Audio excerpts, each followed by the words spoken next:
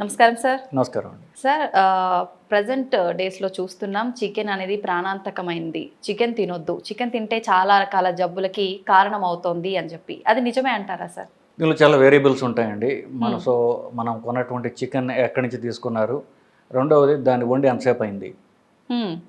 So అంటే దాన్ని వండిన విధానం ఏమిటి, వండిన తర్వాత ఎప్పుడు తింటున్నాం, ఇట్లాంటివన్నీ.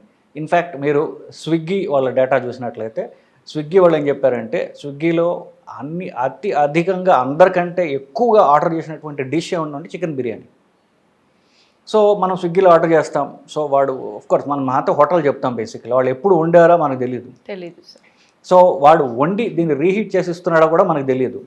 పోనీ మనం లంచ్ తింటున్నాం, డిన్నర్కి అయితే పొద్దున్న వండిన పెట్టచ్చు, బట్ వాళ్ళు పెట్టింది కూడా వాళ్ళు వండాడో నిన్న వండాడో కూడా మనకు తెలియదు. సో దీనిలో చాలా వేరియబుల్స్ ఉన్నాయి మనకి. ఓకే. సో ఒకటి ఫస్ట్ ఆ చికెన్ వాడు ఎక్కడి నుంచి తెచ్చుకున్నాడు, వాడు తెచ్చుకున్నటువంటి చికెన్లో ఏమన్నా ప్రాబ్లమ్స్ ఉన్నాయా, వాటి ఇన్ఫెక్షన్స్ ఉన్నాయా, యాంటీబయాటిక్స్ ఉన్నాయా. యూజువలీ కోళ్ళ ఫారంలో నేను వాళ్ళతో మాట్లాడానండి బేసిక్గా, మీరు ఏమి మందులు ఇస్తారు అని చెప్పేసి. మనం గూగుల్ చూసినట్లయితే వాళ్ళు హార్మోన్లు ఇస్తారు అని ఉంటుంది, యాంటీబయాటిక్స్ ఇస్తారు అని ఉంటుంది. అవును సార్. ఇప్పుడు చికెన్ ఇంతమంది తింటున్నారు కదా, అందరూ నాటుకోళ్ళు తినాలంటే దొరకవు కదా. సో ఇప్పుడు ఎలాగైతే ఇప్పుడు మనకి వరి పండడానికి అలాగే చికెన్ ఫార్మ్స్ వచ్చేసాయి బేసికలీ. వాళ్ళు చికెన్ గ్రో చేస్తారు, అంత గ్రో చేయకపోతే వాళ్ళకి అంత నెంబర్లో మీట్ కాలేరు వాళ్ళు బేసికలీ. సో చికెన్ గ్రో చేస్తున్నప్పుడు దానికి జబ్బులు రాకుండా ఉండడానికి మరి యాంటీబయాటిక్స్ ఇవ్వాలి కదా. ఇండియాలో వరకు చూసుకుంటే యాంటీబయాటిక్స్ అనేవి ఇస్తున్నారు, హార్మోన్స్ ఇవ్వట్లేదు, అది కాస్ట్లీ కాబట్టి. సో హార్మోన్స్ కూడా చాలా పాత తరం యాంటీబయాటిక్ అనేటువంటి నైట్రోఫెరంట్ అనేది కామన్గా ఇస్తారు ఇండియాలో. మిగతా యాంటీబయాటిక్స్ అంత ఇవ్వరు. సో యాంటీబయాటిక్స్ అనేవి ఇస్తారు, హార్మోన్ ఇండియాలో ఇవ్వట్లేదు బేసికలీ. సో యాంటీబయాటిక్స్ ఇవ్వడం ద్వారా జబ్బు పడకుండా ఉంటుంది. మరి వాడి వ్యాపారం వాడు చూసుకోవాలి కదా. ఇవన్నీ ఏదో ఇన్ఫెక్షన్ వచ్చి చచ్చిపోతే వాడు మరి సో యాంటీబయాటిక్స్ అనేవి ఇస్తాడు. సో మనం తీసుకునే చికెన్లో, మనం ప్రొక్యూర్ చేసే చికెన్లో యాంటీబయాటిక్స్ అనేవి ఉండవచ్చు ఫస్ట్. దాని తర్వాత వండిన విధానం ఎట్లా ఉంటుంది. ఇప్పుడు కమర్షియల్ వాటిల్లో ఆయిల్ని విపరీతంగా వాడు రీయూజ్ చేసినటువంటి ఆయిల్ ఉంటుంది. సో ఆయిల్ బాయిల్ చేసినప్పుడు ఆ ఆయిల్ ప్రొడక్షన్ దీంట్లో పోతాయి బేసికలీ.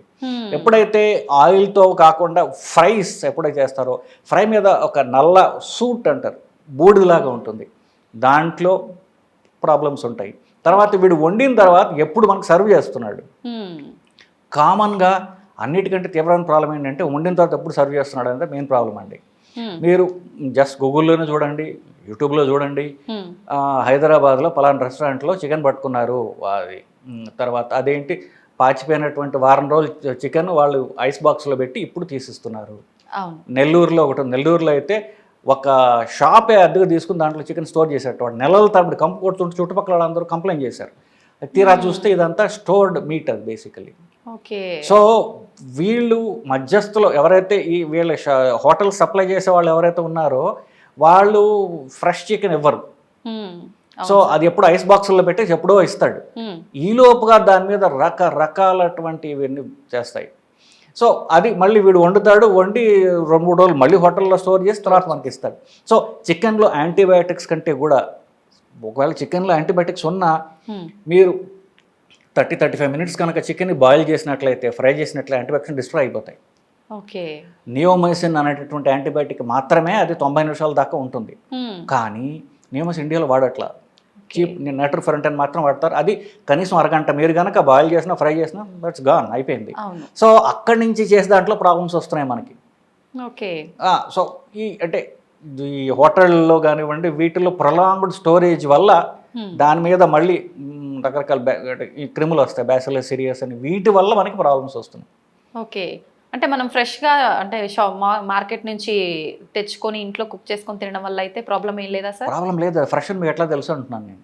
అంటే మన కళ్ళ ముందే లైవ్లో కట్ చేసి అట్లా ఇచ్చే వాళ్ళు ఉంటారు కదా సార్, అట్లా అయితే సేఫే, అట్లాగైతే పర్వాలేదు. బట్ ఎప్పుడైతే ఆల్రెడీ మనం ఫ్రెష్ కాకుండా మీట్ మనం తీసుకుంటూ ఉంటామో, సో మీరు చెప్పిన విధంగా చేసుకుంటే సేఫర్. కానీ ఆన్లైన్ పద్ధతుల్లో కనుక ఎప్పుడైతే ఫుడ్ ఆర్డర్ చేస్తున్నారో, ఎస్పెషల్లీ మీట్ ఆర్డర్ చేస్తున్నారో, దానివల్ల ప్రాబ్లమ్స్ వచ్చే అవకాశం ఎక్కువగా ఉంటుంది. ఎందుకు, మీరు రెస్టారెంట్ నుంచి ఆర్డర్ చేస్తున్నారు తప్ప ఆ రెస్టారెంట్ వాడు ఎప్పుడు ఉండాడు ఏమిటి ఇదంతా మన చేతుల్లో లేదు. సో మీరు చెప్పినట్టు ఫ్రెష్ కనుక మీరు తినగలిగితే that is more healthier. Okay. అయితే సార్ మనం ఇంట్లో కుక్ చేసుకున్నా కూడా అంటే ఈ రోజు వండింది స్టోర్ చేసుకొని ఫ్రిడ్జ్‌లో రేపు ఎల్లుండి తినేవాళ్ళు కూడా ఉంటారు. అట్లా తినడం కరెక్టే అంటారా? ఎంత ఫ్రెష్‌గా మనం తెచ్చుకున్నా 1, 2 డేస్ స్టోర్ చేయడం కరెక్టే అంటారా? అంటే స్టోర్ చేసే పద్ధతి బట్టి కూడా ఉంటుందండి. వాళ్ళు ఎలా స్టోర్ చేస్తున్నారు అనేది. కానీ యాజ్ ఎ రూల్ జనరల్‌గా చికెన్ 48 అవర్స్ దాకా ఉండొచ్చు. ఓకే.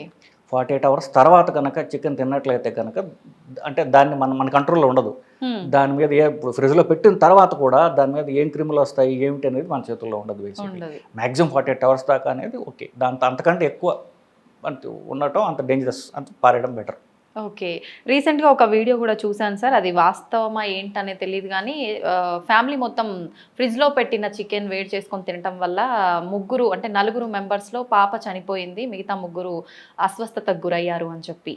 అది అంటే ఎక్కువ టైమ్స్ స్టోర్ చేసి పెట్టడం వల్లే అంటారా సార్? దీన్ని ఫుడ్ పాయిజనింగ్ అంటారండి. ఫుడ్ పాయిజనింగ్ బ్యాసిల్లస్ సిరియస్ అని ఫుడ్ పాయిజనింగ్‌లో చాలా కామన్‌గా వస్తూ ఉంటుంది బేసిక్‌లీ. నేను చెప్పినట్టుగా వీళ్ళే 3 రోజులు స్టోర్ చేశారు. అంతకుముందు ఇంకెన్ని రోజులు స్టోర్ చేశాడు వీళ్ళకి అమ్మినవాడు.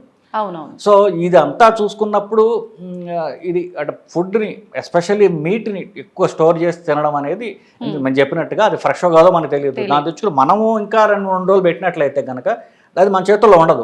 మనం జబ్బుకి ఇన్ఫ్యాక్ట్ మీరు హోటల్లో సాయంత్రం పూట వెళ్ళి మీరు మీట్ తిన్నట్లయితే నెక్స్ట్ రోజు కడుపు గడబిడ విరోచనాలు రావడం అనేది సర్వసాధారణంగా జరుగుతూ ఉంటుంది బేసికలీ. సో మీట్ తినేవాళ్ళు సాయంత్రం పూటలు తినకపోవడం మంచిది. ఎందుకు వాడు పొద్దున ఉండాడు అంతకుముందు వాడు మనకు తెలియదు కదా.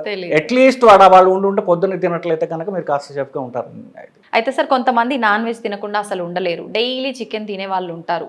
అలా అంటే డైలీ తీసుకోవచ్చా సార్? మీరు డైలీ మేము మీట్ తినొచ్చా డైలీ చికెన్ తినొచ్చా అనేది మనం డిఫరెంట్గా చూడాలి. వైట్ మీట్ అంటే చికెన్, గుడ్లు, చేప ఈ 3 వైట్ మీట్ అంటారు. మటన్ రెడ్ మీట్ అంటారు. మటన్, పోర్క్, బీఫ్ ఇది రెడ్ మీట్. ఓకే.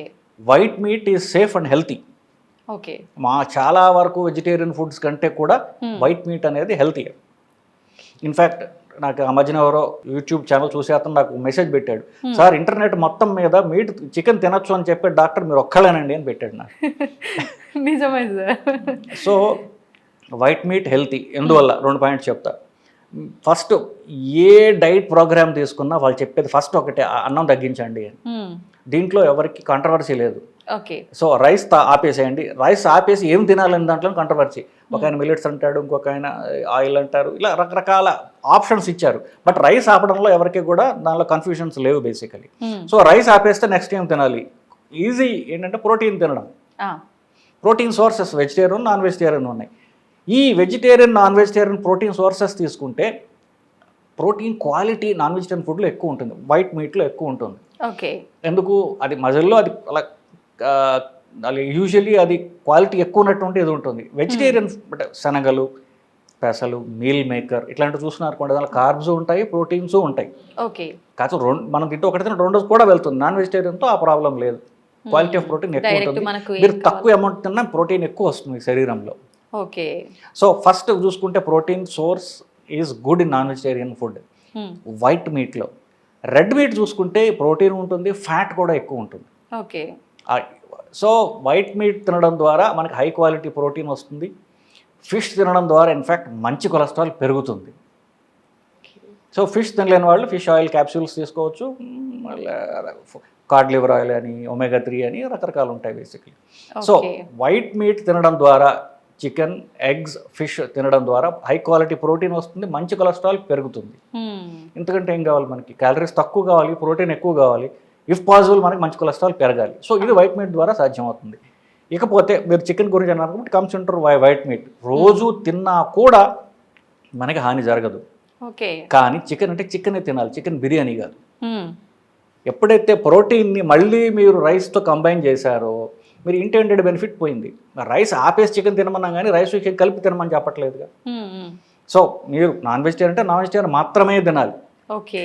దాన్ని మళ్ళీ రైస్తో, బిర్యానీలతో, చపాతీలతో ఇట్లా కంబైన్ చేస్తే ఆ ఇంటెండెడ్ బెనిఫిట్ మీకు అంత ఉండదు.